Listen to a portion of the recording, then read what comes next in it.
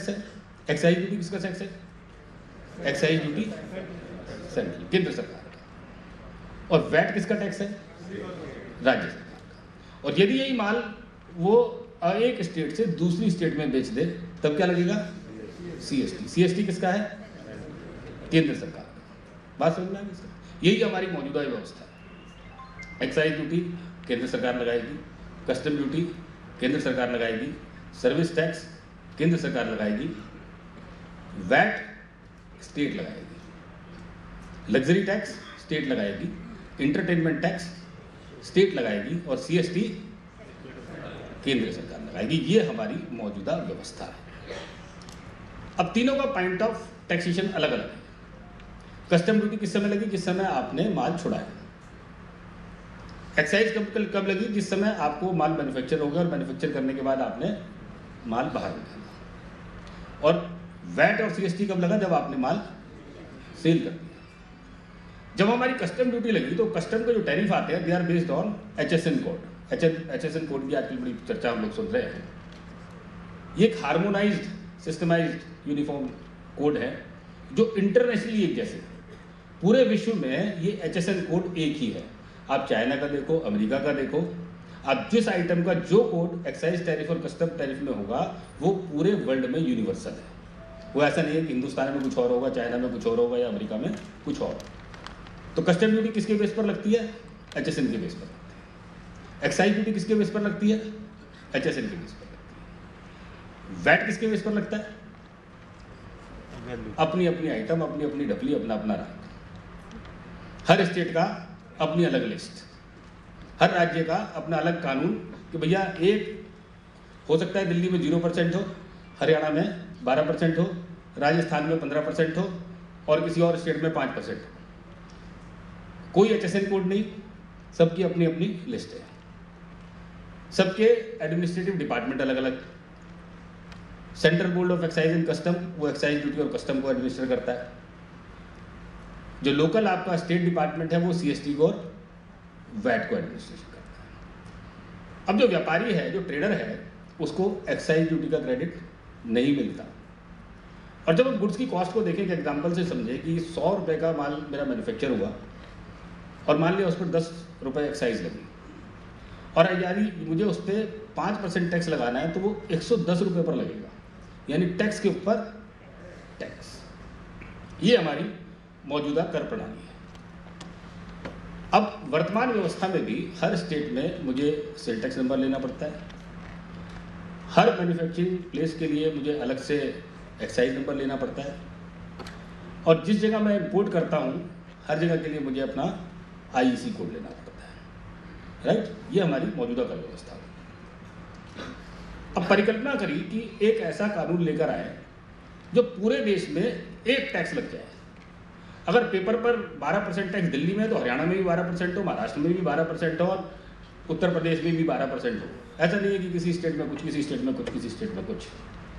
तो इस तरह के टैक्स की परिकल्पना की गई। अब जब परिकल्पना हुई तो झगड़ा ये हुआ कि ये टैक्स आपस में बटेगा कैसे। केंद्र सरकार और राज्य सरकार इस आपस में टैक्स को बांटेंगे कैसे। इस झगड़े को समेटने के लिए हमें 13 साल लग गए और 13 साल में हमारी कंसेंसस बनी और सितंबर 2016 में 101st कॉन्स्टिट्यूशनल अमेंडमेंट पास हो गया। उसमें अमेंडमेंट तो बहुत हुए लेकिन मूल 3 अमेंडमेंट उसमें विशेष हैं।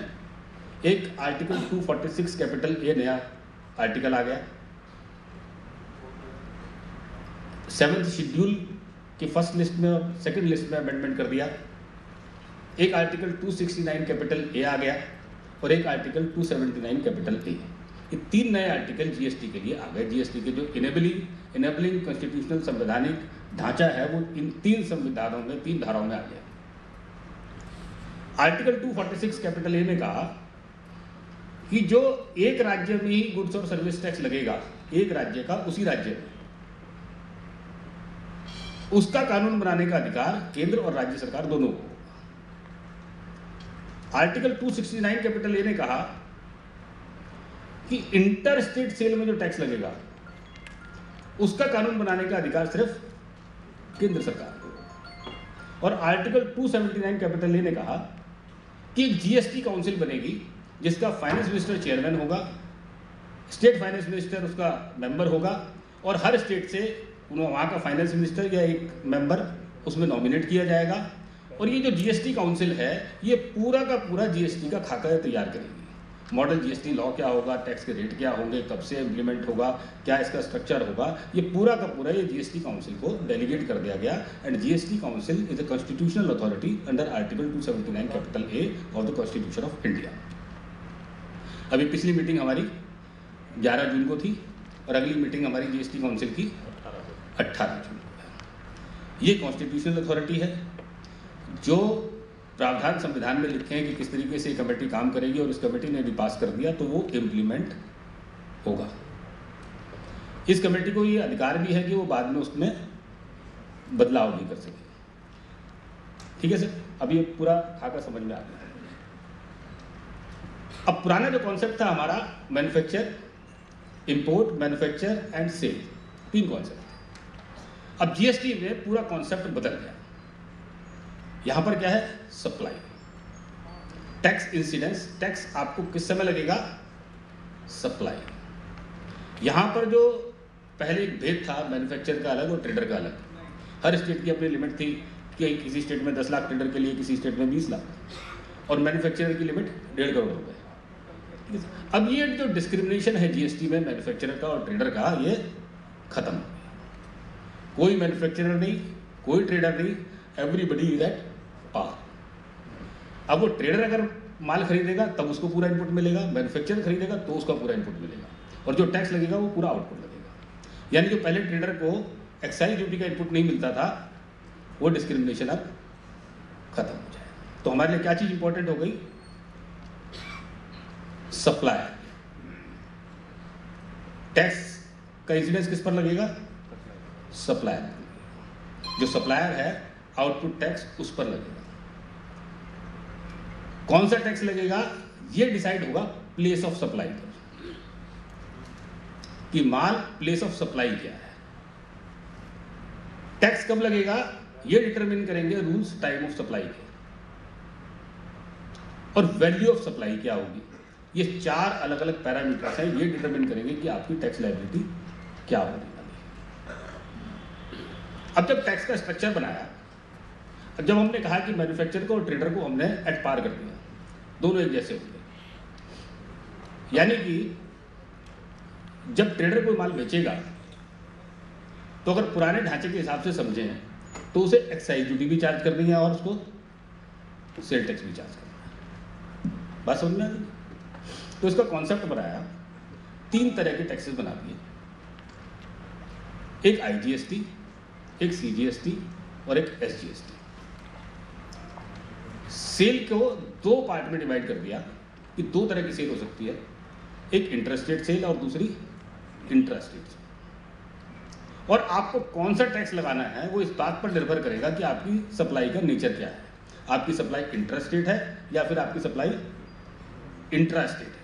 इंट्रास्टेट मतलब एक ही स्टेट में अगर आपकी सप्लाई है तब टैक्स कुछ और लगेगा। अगर एक स्टेट से अगर आपका प्लेस ऑफ सप्लाई दूसरी स्टेट में है तब टैक्स आपका कुछ और लगेगा। तो याद करने के लिए आप समझ लें, यदि आपकी इंट्रास्टेट है, दिल्ली से आपने दिल्ली के व्यापारी को माल बेचा, आपका सप्लायर भी दिल्ली में है और प्लेस ऑफ सप्लाई भी दिल्ली में है, तब आपको 2 टैक्स लगाने। अब जब आप इन टर्म्स को समझ लेंगे तो आपको आगे के फंडामेंटल सारे क्लियर हो जाएंगे। 2 टैक्स लगाए, CGST and SGST. CGST excise duty का सब्स्टिट्यूट है और एसजीएसटी सेल्स टैक्स का सब्स्टिट्यूट है। बात समझना नहीं। सीजीएसटी एक्साइज ड्यूटी का सब्स्टिट्यूट है, वो केंद्र सरकार को जाएगा। एसजीएसटी वैट का सब्स्टिट्यूट है जो राज्य सरकार को जाएगा। तो जब भी आप लोकल माल बेचेंगे तब आपको एक कॉम्बो लगाना है। जब भी आपका प्लेस ऑफ सप्लाई दिल्ली में होगा तब आपको कॉम्बो टैक्स लगाना है, 2 टैक्स लगाने हैं। यदि आपका 12% का टैक्स रेट है तो 6% सीजीएसटी और 6% एसजीएसटी, ये आपको 2 लगाने हैं। और जिसको माल मिलेगा वो इन दोनों का इनपुट है।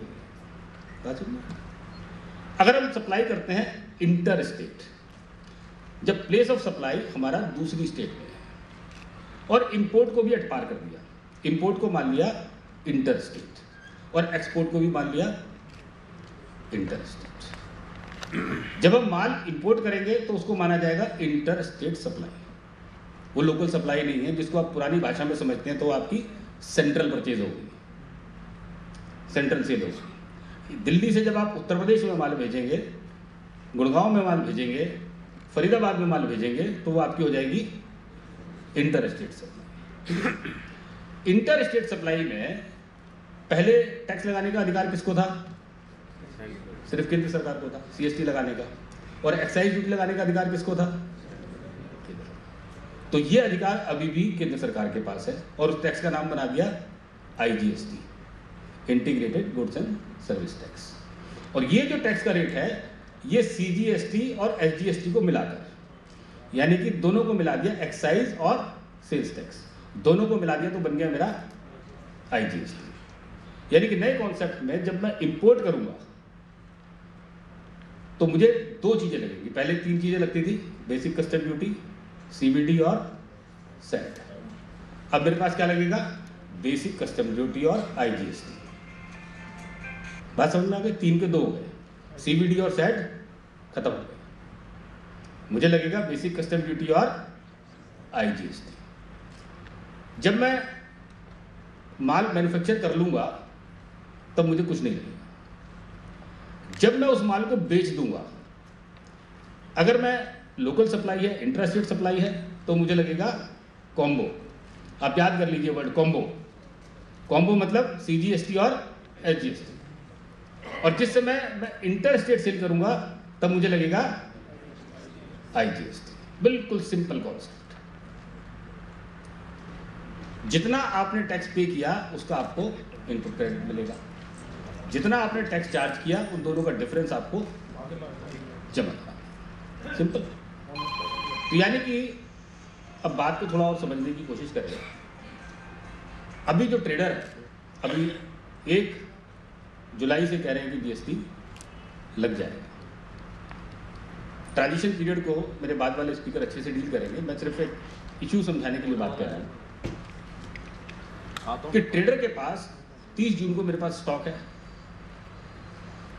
वैट का तो मैं इनपुट क्लेम कर चुका, और मैंने माल खरीदा एक्साइजेबल मिल से, मेरे पास माल आया। जब मिल से मेरे पास माल आया तो उस पर एक्साइज ड्यूटी का बर्डन ऑलरेडी लगा हुआ है और मुझे उसका कोई इनपुट क्रेडिट अभी तक नहीं मिला। हो सकता है मेरे पास मिल से माल ना आया हो, लेकिन वो आइटम है जो HSN कोड है, that is subject to excise duty, उस पर एक्साइज ड्यूटी का बर्डन आता है, तो एक्साइज ड्यूटी उसके माल पर लगी हुई है ऑलरेडी, जिसका मुझे कोई इनपुट क्रेडिट अभी तक नहीं मिला। तो उसके लिए ट्रांजिशन पीरियड में पूरी व्यवस्था की है कि उसका क्रेडिट आपको मिलेगा। कितना मिलेगा, किस तरीके से मिलेगा, वो आपको बाद वाले स्पीकर समझाएंगे। लेकिन अगर आपके पास कोई भी परचेज है जिसका स्टॉक आपके पास 30 जून को पड़ा है और उस पर अगर एक्साइज ड्यूटी का इंसिडेंस हुआ है, उस पर अगर CVD और सेट लगा है, तो आपको उसका एक डीमिंग फिक्शन के थ्रू ट्रांजिशन पीरियड में आपको उसका ओपनिंग क्रेडिट मिलेगा, even if you are a trader. अगर आप मैन्युफैक्चरर थे या नहीं थे उससे कोई फर्क नहीं पड़ेगा। अब हमने कहा 1 नेशन 1 टैक्स, लेकिन क्या हो गया 1 nation 3 tax. Clear sir? 1 nation 3 tax, IGST and combo. अगर 2 मानो तो 2 मान लो, एक कॉम्बिनेशन IGST, दूसरा कॉम्बिनेशन CGST और SGST। अब जो कानून बनाया, एक बनाया हमने IGST लॉ। IGST लॉ कौन से संविधान से बताया मैंने आपको? 269 कैपिटल